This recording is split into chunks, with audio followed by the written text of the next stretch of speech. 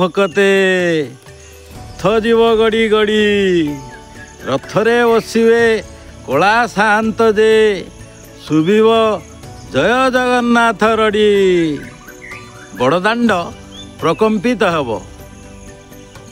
ଲକ୍ଷ ଲକ୍ଷ ଭକ୍ତଙ୍କ ଗହଣରେ ରଥାରୂଢ଼ ହେବେ ଚତୁର୍ଦ୍ଧା ମୂର୍ତ୍ତି। ଜୟ ଜଗନ୍ନାଥ ଧ୍ୱନିରେ ପ୍ରକମ୍ପିତ ହେବ ଶ୍ରୀକ୍ଷେତ୍ର। ପତିତମାନଙ୍କୁ ଉଦ୍ଧାର କରିବା ପାଇଁ ଆରମ୍ଭ ହେବ ପତିତ ପାବନ ଯାତ୍ରା। ରଥ ପ୍ରସ୍ତୁତ, ପଥ ପ୍ରସ୍ତୁତ, ଆଉ ପ୍ରଭୁ ଜଗନ୍ନାଥ ବି ପ୍ରସ୍ତୁତ। ଆଉ ଆପଣମାନେ ପ୍ରସ୍ତୁତ ତ?